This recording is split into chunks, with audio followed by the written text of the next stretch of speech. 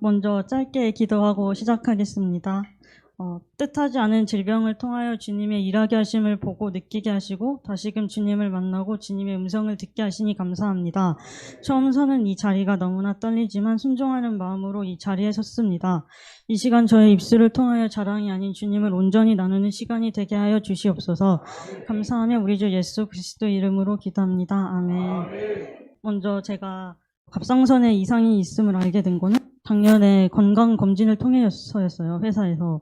그러더니 이상 소견이 있어서 외과로 넘어가야 된다. 그래서 이제 작년 6월에 외과를 가고 또 경과 관찰을 해야 된다고 외과에서 그래가지고 일단 기다렸다가 작년 12월에 또 외과를 갔는데 이게 왼쪽에 뭐가 보이긴 보인대요. 근데 이게 결절이 의심되는데 이게 완전히 암인지 아닌지는 좀 조직검사를 해봐야지 알 수 있다. 그래서 작년 12월에 이제 조직검사를 하고 이게 90% 이상 암이다. 그래서 처음 갑상선 암이라는 그 사실과 마주하게 돼요.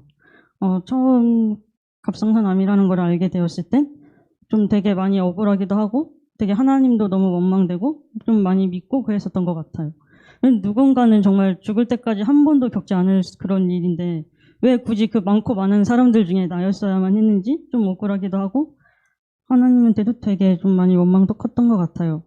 그렇게 수술 날짜를 이렇게 외과에서 신촌 세브란스 병원으로 옮겨서 이제 막 수술 일정도 잡고 그러면서 수술 날까지의 그 시간도 대기하는 시간도 되게 쉽지 않았던 시간이었던 것 같아요.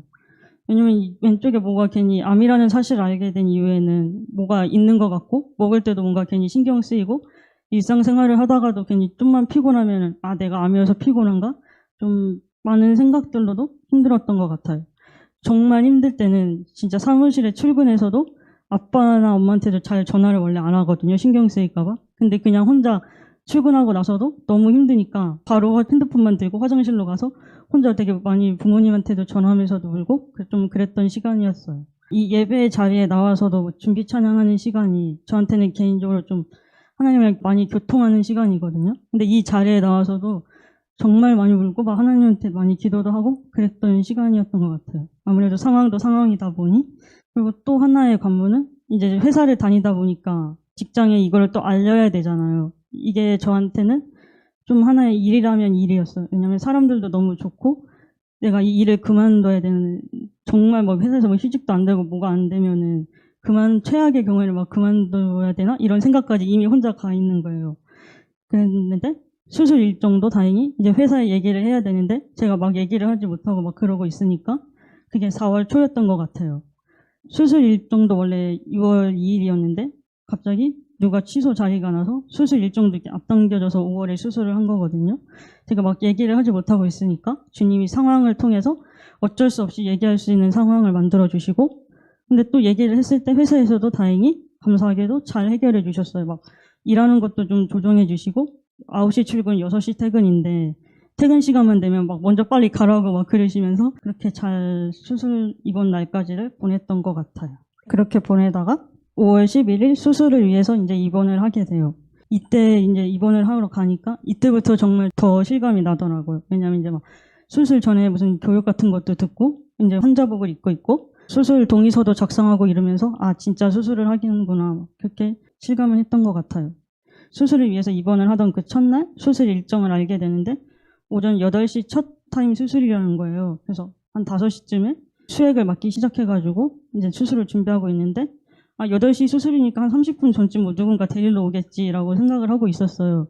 근데 갑자기 7시쯤에 뭐 이송하시는 그 선생님이 오더니 갑자기 그냥 막 어머니랑 헤어지고 대뜸 제가 이제 혼자가 되었어요. 막 침대에 누워서 또 막 사람들은 지나가는데 나는 천장만 보이고 있고 이제 수술 대기실로 7시쯤 이동하는데 이때부터 되게 많이 무섭더라고요.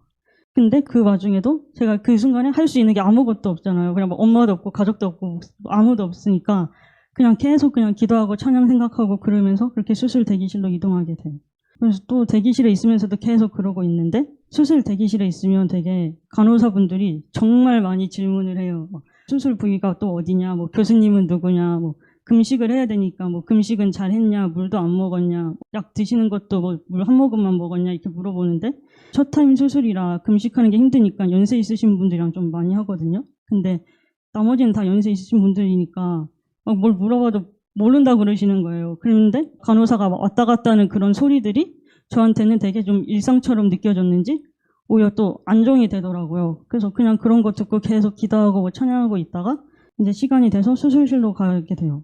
근데 또 감사하게도 담당 교수님이 수술방에 들어갔는데 계신 거예요. 그러면서 또 저보고 뭐 잠자고 일어나면 그냥 괜찮을 거야. 내가 잘 해줄게. 이러는 그 말이 또 저한테는 안심이 돼가지고 그렇게 깨고 수술을 끝나고 뭐 간호사가 깨워서 눈 떠보니까 갑자기 저는 또 회복실에 있는 거예요.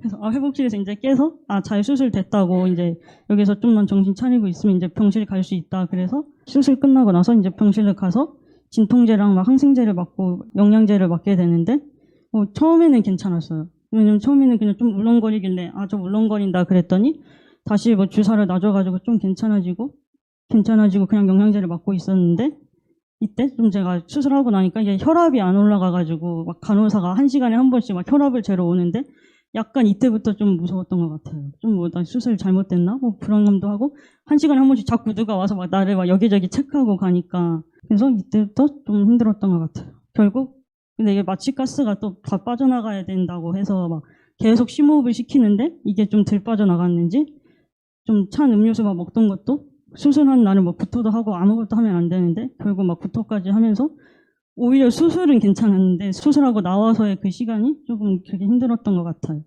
그러다가 계속 영양제 팠던 말이 막 아파오니까 간호사가 놔주고 나가면은 다시 간호사 불러서 나 이거 아프다 막 어떻게 해야 되냐. 근데 간호사는 맞아야 되는 거니까 또 그냥 계속 진통제랑 뭐 항생제랑 맞을 때 정말 제일 천천히 맞는데도 이게 너무 아파가지고 막 계속 그냥 그렇게 지내게 돼요. 그러다가 결국 그날이 아마 금요일이었어요. 너무 아프고 막 수액을 맞는 게 수술하고 나와서 그게 너무 아프고 막 그러니까 나 목사님한테 전화해달라고 나 목사님 기도받아야 되겠다고 생자 뭐 잘 찾지도 않다고 목사님도 찾게 되고 그래서 그럼 엄마가 금요 예배 끝나고 전화해주겠다 그렇게 해서 금요 예배 끝나고 목사님한테 기도를 받고 다시 저는 그렇게 수액과의 싸움이 시작이 되었어요.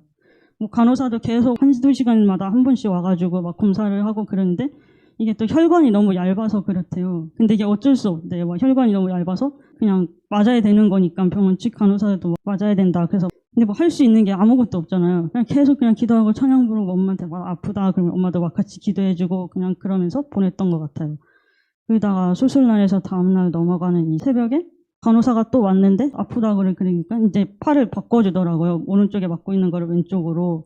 그렇게 해서 이제 왼쪽에다 맞다가 조금 괜찮아졌어요. 그래서 이제 막 누워서 그러고 있는데 괜찮아진 게 아닌 것 같은 거예요. 그래서 다시 또 엄마를 불렀는데 아프면 부르라고 그랬거든요. 근데 안 일어나시는 거예요. 한 3번, 4번을 불렀는데도 안 일어나세요. 나는 아픈데. 근데 또 간호사가 와가지고 그 타이밍이었어요. 불러도 안 오는데 막 간호사가 딱 마침 와가지고 팔을 바꿔서 맞으니까 좀 괜찮아가지고 그럼 이제 잠을 좀 잡을까 해서 그렇게 누워서 그러고 있는데 계속 할 수 있는 게 거기서는 기도하고 뭐 찬양 듣고 찬양 부르고 뭐 그것밖에 없었어요. 정말 살기 위해서 그랬었던 것 같아요. 그리고 또 이렇게 이 수액 맞는 게 너무 아프니까 저한테는 그게 또 죽음의 공포로 다가왔어요. 내가 이러다가 죽을 수도 있겠구나. 여기서 수액 맞다가 그냥 죽을 수도 있겠구나. 정말 이렇게 난 가는 거구나. 아직 그런 생각도 하고 그랬었던 것 같아요. 그렇게 막 목사님의 기도도 통하지 않고 불러달라고 그랬는데 대답 없는 그 엄마와 이 팔은 너무 아프고 나는 죽을 것 같은 그 공포 가운데 기도하다가 무슨 남자 형체가 보였어요. 공중에서 저를 내려다보면서 웃고 계시더라고요. 아마 주님을 봤던 것 같아요. 그 순간에. 그러더니 좀 지나서 딱 무슨 남자 목소리가 들렸어요. 근데 저는 제가 다빈이가 막 초등학교 때 엄청 막 하나님의 음성을 막 들었었을 때 저 역시 옆에서 같이 이렇게 막 성막기도 하고 기도하면서 주님의 음성을 들었었거든요. 근데 그 첫 음성 들었을 때 그때 그 느낌과 선명하게 되게 똑같았어요. 그러면서 저한테 딸아 내가 너를 사랑하노라. 너를 너무나 사랑한다고. 나에게 기도하고 간구하는 모든 것을 내가 다 듣고 있다고. 그렇게 죽을 것 같고 그 아픈 가족 와중에 나만 바라보는 그 너의 믿음이 너를 구원하였다고. 너무 이쁘다고 저한테 그러시는 거예요.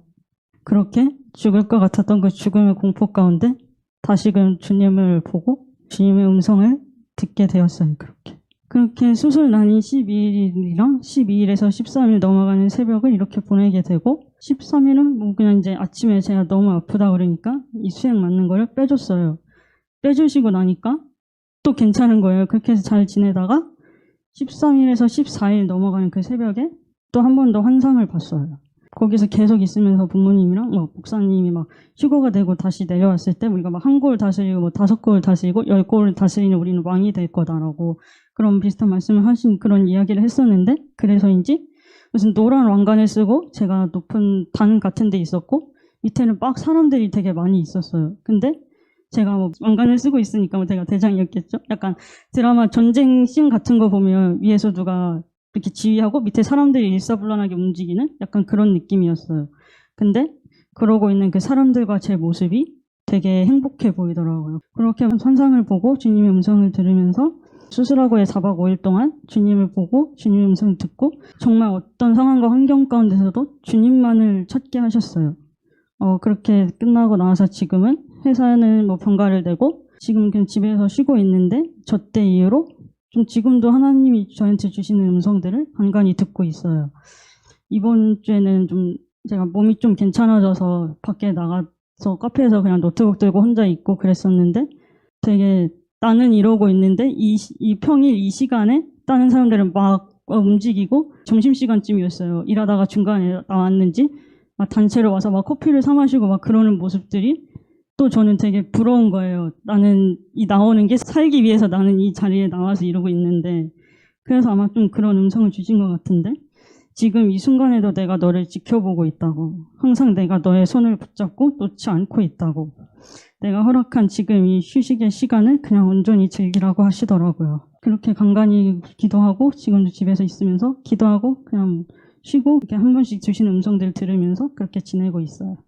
마지막으로 기도해 주신 모든 분들께 이 자리를 통해서 다시 한번 감사드리다고 말씀드리고 싶고, 주님만을 의지하고 나아갔을 때 저를 만나주시고 일하셨던 주님을 여기 계신 모든 분들이, 그리고 우리 아동주일학교와 중고등부 또는 청년대학부에게도 동일하게 임하실 것을 저는 믿고 바라며 이렇게 짧게 간증 마치겠습니다. 할렐루야. 귀한 은혜의 간증 감사드립니다. 죽음의 꼭 위기 앞에서 우리가 바랄 수 있는 건 하나님밖에 없지 않습니까? 결국 하나님은 살고자 노력하는 사람을 살리는 게 아니라 죽은 자를 살리시는 하나님이시라는 것이에요. 그래서 우리가 진정 하나님 앞에서 하나님, 나는 아무것도 할 수 없습니다. 그럴 때 하나님이 우리를 건져주시는 이 경험, 또 이 경험을 통해서 하나님과의 친밀함을 또 회복하고 또 천년왕국 때 왕노릇 할 수 있는 이런 비전까지 하나님이 주신 거에 대해서 너무 기쁘고 감사합니다. 여러분들이 그렇게 또 병원에 있을 때 기도해 주시고 함께 해 주신 분들께 감사드리고 이 가정을 축복합니다.